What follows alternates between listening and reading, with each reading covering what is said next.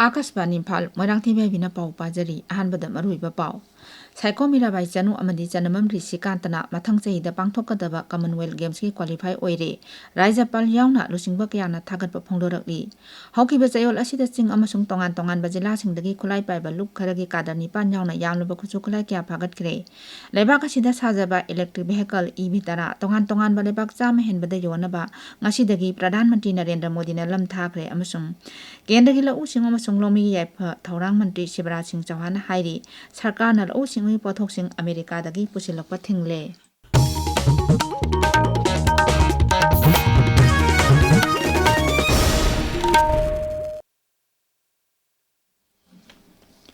Commonwealth Weightlifting Championship ising ani kun mangada lamdam asigi sanaroi Mirabai Chanu madi chanamam risikantana sanagita kaman mamam laure sanaroi ani asibu maikai kyadagi kai khumna bagaloina na thagatpa phongdoktuna pung thogan arakli Gujarat ki Ahmedabad ngarang pangthokhiba nupi kilogram 9 ki kanglupta Mirabai Chanu na snatch ta kilogram 34 amadi clean and jerk ta kilogram 108 punna kilogram 140 thangatuna sanagita kaman lokhibani kilogram 9 ki kanglupta Mirabai Chanu na sanagita kaman lokhiba sina mathang chahida Glasgow da pangthokadoriba Commonwealth Games ki dama qualify oire Bharat ki Somya Sunil Dalbina Punna kilogram 138 thangatuna lupa kita kaman amasung Nigeria gi RA Niongna punna kilogram 138 thangatuna senjeng kita kaman lokhi Mirabai Chanu na Commonwealth Championship ta sanagi ta kaman laurakpada Rajapal Ajay Kumar Bhalana thagatpa phongdorakli Raj Bhavan gi cherol amana hai Mirabai Chanu na matam leiba khibikta Manipur gi mingchat puduna lakli mahna uliba tawbangamba asina nahasingda pungning thawgatlagani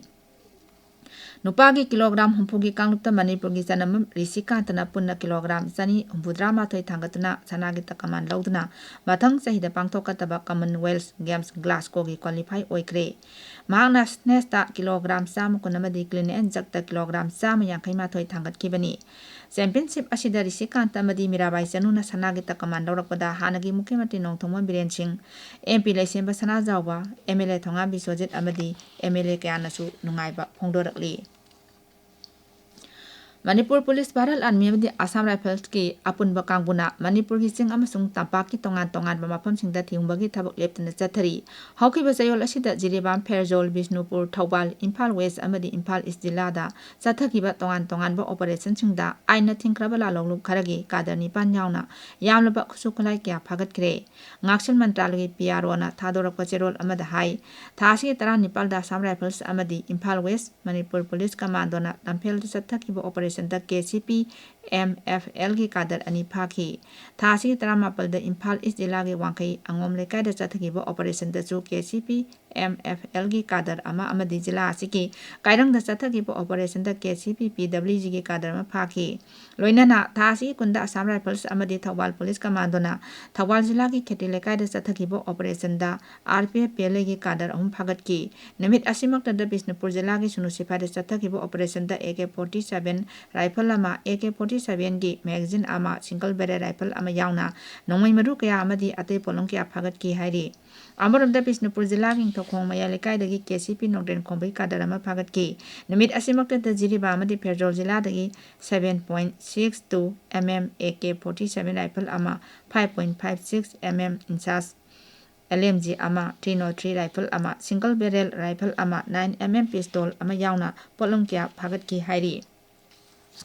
Bharat ki lairiba rajya khudimakta mitop changsilakpagi akiba paujal pinarakli Maram asina Manipurda mitop changsilakpagi samasa asi akhang ai singna kupna khanaduna mitop khandokpagi thabak asi khwaidagi maru oiba thokdang ama oina paikatpham thoi haina Midday Tribe Union na phongdorakli Union asi organization secretary na thokpa cherol amada hai Myanmar amati Bangladesh dagi changsilakliba mitop sing rajniti gi dama khudong chaba longnaba hotnabiganu Bharat ki mafam khudingmakta mitop sing changsilakpagi akiba phaunarakle Manipurda mitop changsilakpagi samasa asi jati amadi antarjati thaki samasa ama oiraklabani phibam asi Bharat ki akhang aisingna kupna khanahoba tangai phade District Health Society Sandel na sinduna HIV amadi AIDS ki matangda nomagi oiba awareness amadi sensitization program ama ngasi chakpi karongda leiba CIC da pangthokre thoramasi intensified IEC campaign ising ani kunmangagi saruk ama oina pangthokpani amromda community health officers sing pharmacy sing amadi asa workers sing gi oiba family planning logistic management information system amasung UWIN portal sinabagi matangda hands on training amasu district health society na sinduna sakpi karongi CIC da pangthokhi nabasena matangda numit humnigi oiba training ngarangdagi Imphal gi SCERT complex ta hodokre Social Justice and Empowerment Mantraloy amadi Society for the Protection of Youth and Masses SPYM New Delhi anigi mieng makhada Raji Social Welfare Vibhag amadi SCERT Manipur na sindana pangthokiba training adu life skill amadi drug education gi matangda mahiroi singda takpinabagi damak oja singda piba training ni hawdopagi tharamda SPYM gi resource person SCERT gi director yauna akhang ahi kyana hiram asigi matangda wa ngangki Lebak asigi mafam kayada lakliba numit nini humni asida mayai oraptagi kalup nong churaba yai hairi India Meteorological Vibhag na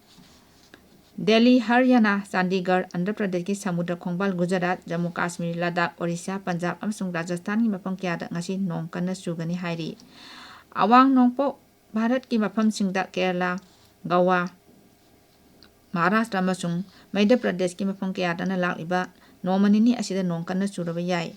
Vibhag asina hai Manipur Mizoram Tripura Nagaland Jharkhand Gujarat Karnataka Telangana Bihar amasung Andaman Nicobar ithatki mapung kharada akhak arau yauna amasung nusit ka loinana ngasi nong chuba yai Lebaki konong Delhi da cheliba Jamuna Tudel gi imai hojik chu khudong thiba thak ta cheli Jammu Kashmir da chu ngarang namidang dagi hauna mapung kayada nong chure Jammu lamdamda millimeter sama marfudragi mathakta nong churi Himachal Pradesh ki jila anida red alert amasung mapung kharadana yellow alert lauthokre tabiriba pawase Akashbani Imphal dagini Pradhan Mantri Narendra Modi na ngasi Gujarat ki Ahmedabad da laiba Maruti Suzuki gi electric vehicle amadi battery plant ngasi sangakre Mapal laibak jam henbada yonaba electric vehicle tarasu Shri Modi na ngasi lam thakhi Thoram masiga mari lenana Pradhan Mantri Narendra Modi na social media da thagalakwa post amada hai laibak asibu maromdom lepsaba ngamnaba amadi electric vehicle puthokpada singthaningai oiba laibak ama oinaba changsilakpada ngasi gi numit asi yamna singthaningai oi masina battery ecosystem da achoba hongba mapiduna hybrid battery electrodes Gujarat ki plan asidagi marang kaina puthokpada mateng panglagani Shri Modi na Hansalpur da leiriba Suzuki gi electric vehicle manufacturing facility manungda koina chatuna yangsinki Kendra gi lau sing amasung lomi yai pathaurang Mantri Shivraj Singh Chauhan hairi sarkar na lau sing ugi pothok sing America dagi pusilakpa thingle lebak asigi lomi singi swartha amadi yai phanabagi damak yenglaga thaurang asi lokhalakpani Indian Institute of Science Education and Research ki ngarang Bhopal da pangthokpa convocation amada saruk yaradna Mantri na hai lebak asigi miyangi swartha ngaknaba hotnabada anowa Bharat asi masabu yamna thajajaba amadi kanagumba amatabu kidaba lebak amani Kendra gi Information amasung Broadcasting Mantraloy gi makhada Press Information Bureau amasung Central Bureau of Communication gi anisuba North East Zonal mifam ngarang dagi Meghalaya gi konung Shillong da hokre neminini chathagadaba mifam asigi maruiba pandamdi awang nongpok lamdamda communication gi phibam phagathanbani neminini chathagadaba mifam asida awang nongpok raija sing gi director sing Field Publicity Officer sing Field Publicity Assistant sing Accounts amasung Administrative Staff sing saruk yaduna makoi gi wakhalon puthoknaduna capacity building phagatnaba hotnagani aroibada maruiba paw amo Saiko Mirabai Chanu amadi Chanambam Risikantana mathang chahida pangthokadaba Commonwealth Games ki qualify oire Rajapal yauna lusingba kyana thagatpa phongdorakli Hokiba chayol asida ching amasung tongan bajila singdagi khulai paiba luk kharagi kadar nipan yauna yamlaba khusu khulai kya phagatkre Lebak asida sajaba electric vehicle tara tongan balibak chama henbada yonaba ngasidagi Pradhan Mantri Narendra Modi na lam thakre amasung kendra gi lau sing amasung lomi gi yai pathaurang Mantri Shivraj Singh Chauhan hairi sarkar na lau sing gi pothok sing America dagi pusilakpa thingle pawloi jare